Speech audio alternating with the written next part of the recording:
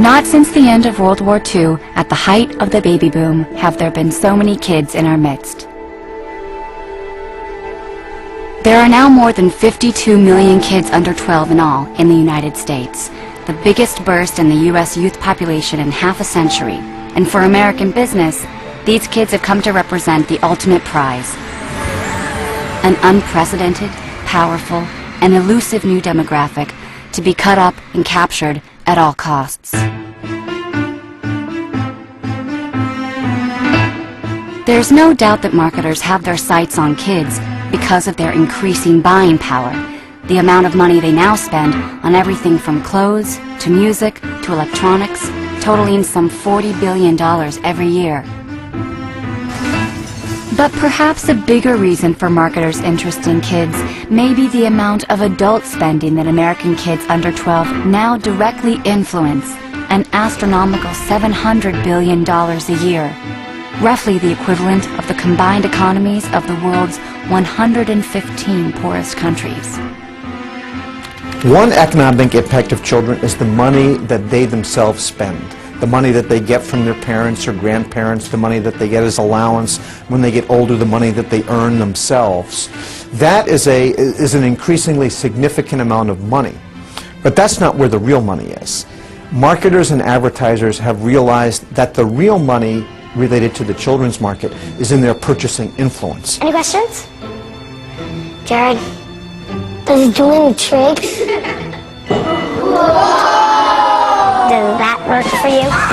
Because of their purchasing power and because of their purchasing influence, marketers and advertisers have become much more deliberate in their strategies and attempts to how to influence those dollars. Sienna, because kids come first. It's the children who often determine what kind of car gets bought, what kind of computer gets bought, what kind of cell phone program, and even where they take family holidays. What's your favorite part of the Nick Hotel? The awesome pools, having my own room, the arcade rocks. I like the shops. I like eating with SpongeBob. We came on vacation and the kids don't ever want to leave. Most parents and other people just don't realize how corporate marketers intentionally try to, well, in essence, make parents absolutely miserable.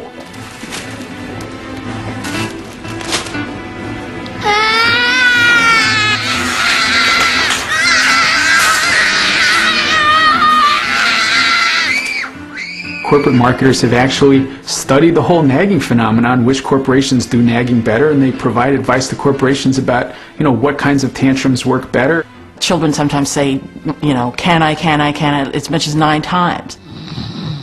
Will you take us to Mount Splashmore? No. Will you take us to Mount Splashmore? No. Will you take us to Mount Splashmore? No! And part of the nag factor is designed to help maximize the number of times children will keep asking and keep asking. No! Will you take us to Mount No! Splashmore? Will you take us to Mount Splashmore? If I take you, will you two shut up and quit bugging me? Yeah, of course. Well, will you take us to Mount Splashmore? Yes! Thanks, Dad. So these kids have a lot of power in the economy. The advertisers know it, and they are going after them in a way that is unprecedented. It's the place where I want to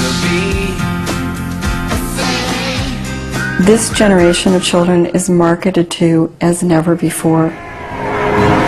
Kids are being marketed to through brand licensing, through product placement, marketing in schools, through stealth marketing, through viral marketing. There's DVDs, there's video games, there's the internet, there are iPods, there are cell phones. There are so many more ways of reaching children so that there's a brand in front of a child's face every moment of every day. What we have is the rise of 360-degree immersive marketing, where they try and get around the child at every aspect, at every avenue. Great game! Kids are inundated with this. They are buried in this. Buried in this media blitz. Kids are now multitasking with media. Hello? Hey girl, what's up? No way. Basically, you gotta plug in your iPod or MP3 player. Yeah, new music. They are using more than one medium at the same time. So they're surfing the web, and the television's going with MTV, and they've got the iPod with one earbud in, and they are more vulnerable and are bombarded with over 3,000 commercial messages every day. Marketers know these are little sponges. They're so wide open. They want to get that brand loyalty for life, because that's big bucks. It's about people wanting to convince our children that life is about buying, life is about getting. Can I help you? Yeah, I'm here to see this. Go ahead. So the philosophy becomes cradle to grave. Let's get to them early. Let's get to them often. Let's get to them as many places as we can get them. Do you have a business card? Sure. Not just to sell them products and services, but to turn them into lifelong consumers. I'll see you in about 20 years.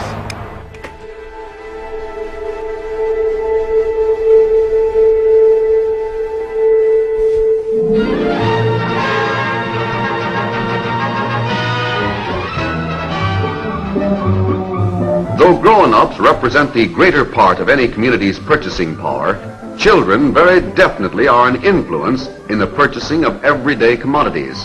Children have participated for a very long time in the consumer marketplace, but in the past, children's consumer culture was a cheap little culture. Every afternoon, the kids make a beeline for the Seminole 5 and 10, a terribly misnamed candy store.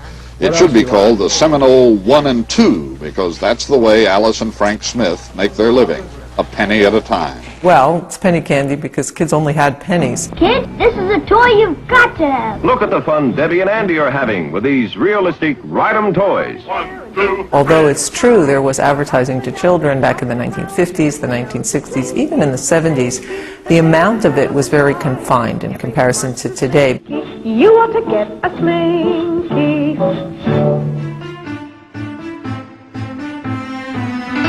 Advertising to kids may have been confined during the 70s, but it was during this period that it would come into its own as an industry, triggering a counter-movement to end youth marketing altogether, and setting in motion a series of policy decisions that would ultimately determine the industry's future. A seminal event was in the late 70s when the Federal Trade Commission advocated a ban on advertising to children 8 and under. The Federal Trade Commission staff believes that children are deceived by television advertising, particularly commercials for cereal with sugar in it, and it wants to stop all advertising aimed at young children. This ban was based in part on concern about sugar cereals and cavities, and also based on research that indicated that children 8 and under did not understand the persuasive intent of advertising. Are you saying that every message directed to the older child, the child between 8 and 12, is inherently deceptive? That's right. I think the child cannot bring enough information to bear not to be deceived and to have an unfair trade practice. So what ended up happening was the industries that were going to be affected, the toy industries, the sugar cereal companies, went to Congress. And that in an American democratic capitalistic society, we all must learn, top to bottom, to care for ourselves. And what the last thing we need in the next 20 years is a national nanny.